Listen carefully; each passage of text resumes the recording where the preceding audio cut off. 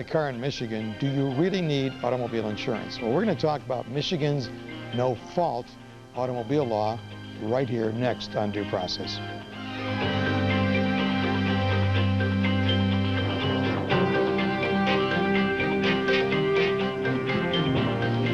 Thank you. I'm Henry Baskin. I'm your host for this edition of Due Process. Today we're going to talk about your automobile and you, the insurances that you might require, because for some reason Michigan has this term called no-fault automobile insurance, or no-fault, shortening to no-fault, and whatever it means, we're going to leave to our four experts that we invited down here today.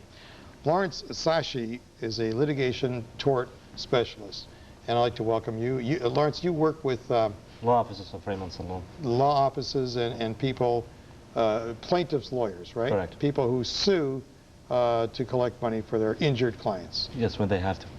When they, well, they usually have to. And Michael Russell with the firm of Robinson Russell PC. You are welcome to Due Process. You're a plaintiff's lawyer, right? Yes. Okay. We only specialize in handling what are called first and third party cases, or I handle first and third party cases. Okay, we're going to have to get into that. And Monica Greger, you're with the firm of Guerin, Lukow Miller, defense firm in Troy. Well, they're in the Tri-County area. We're actually right? firm-wide, Henry. Yeah. Statewide. Statewide. Okay. And seated next to you is James Bourne, one of our seasoned defense lawyers. Old enough to remember when we didn't have no fault. You know? Yeah. So I'm probably the only one here except yourself. So right? I'll leave it to the four of you to tell me what does it mean when we say we have no fault in laws in Michigan regarding automobile, not divorce, but regarding automobile liability. Back in the early 1970s, the legislature decided that there ought to be a better way of getting people paid when they're injured in accidents. In your experience, Lawrence, is everybody insured? No. I mean, do you have to be insured? Well, by the law, you must be insured, but you can always find uninsured drivers. In physical therapy, Physical too? therapy. It's not only that. If there is any family member sitting in that vehicle, Yes. for example, if there is 3 children sitting, all 3 children are injured, then the 3 children can file a claim through Michigan Risk. They can file a claim against... The assigned claims Assignment claim. claims, and then That's a separate issue. Then Yeah. the assignment claim can go back and subrogate against the driver. What do I do if I'm permanently injured? Then I have to go and I don't sue my own insurance company, do I? Well, not really, but not really, but if you're really permanently injured, most of the insurance carrier, they voluntarily pay you without filing suit against them. Your insurance my carrier. own carrier? Yes. They'll pay your medical bills, your wage loss, your Yeah, replacement but who would services. pay for my pain and suffering? Your pain and suffering, that's a different issue. That's a third-party claim you'll file against the person who caused the accident against A you. third-party claim. Can you get insurance? Can you pay a higher premium and get more insurance? Yes. You can. Yes. For example, a person should be carefully choose his automobile insurance, and there is so many different options you can choose. For example, I will always recommend that people not to purchase coordinated benefit. They should always have their no-fault carrier as a primary carrier. That way you will not go through the conflict of treating with the network of your HMO. I don't understand And when he that. says coordinated benefits, what that Yeah. refers to is that generally your no-fault carrier is going to be responsible for paying your medical bills if you're involved in a motor vehicle accident. Okay. However, if you have a primary health care provider through Yeah, your Blue employer, Cross. through Blue Cross, Yeah. you can opt for Blue Cross Blue Shield to be the primary insurance carrier responsible for your medical bills in exchange for a lower premium on your automobile insurance. But how does Blue Cross Blue Shield feel about that?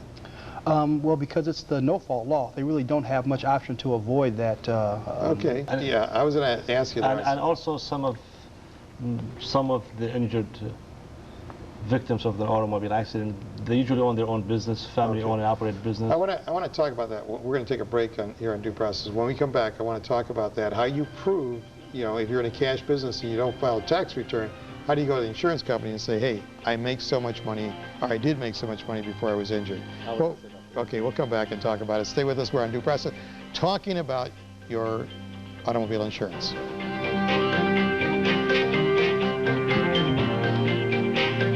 What happened to one? We're back in Due Process talking about the no-fault automobile law that governs all drivers in the state of Michigan. Lawrence Sashi, we were talking about how I could explain to my insurance company that I've lost wages when I don't when I deal in a cash business, and I don't necessarily report those wages. Well,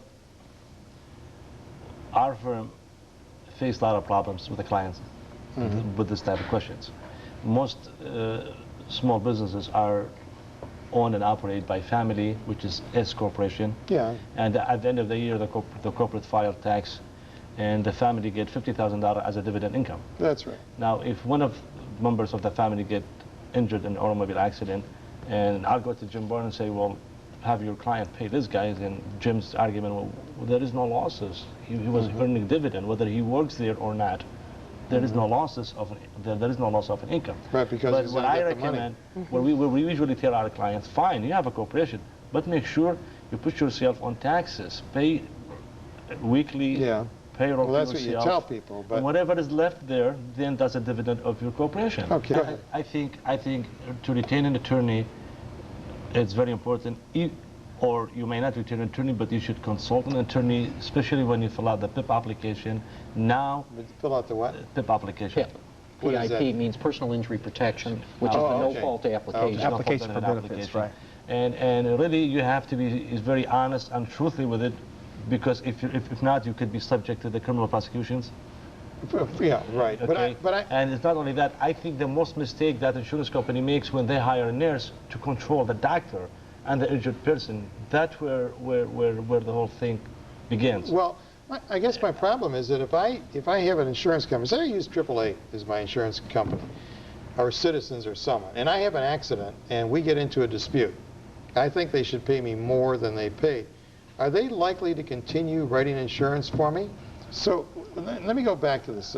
I just need... I'm going to go back and say something too. You said if someone's sitting in a car, you could be pedestrian and walk into the Wayne County Circuit Court and you get hit by a crossing street. Okay. You can also be covered by your own automobile insurance for all your medical... You mean someone runs me down while I'm walking? Yes. My automobile insurance company is going to pay benefits? Yes, and there is order of priority that we got to follow to that.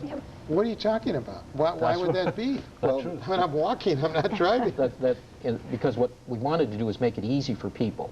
And if they had to go to the other person's insurance company, that would be very difficult. Whereas if you know who your own insurance company is. What about this maniac that ran me over? Doesn't someone go back to him and say, hey, you owe us some money? Yes, we do that.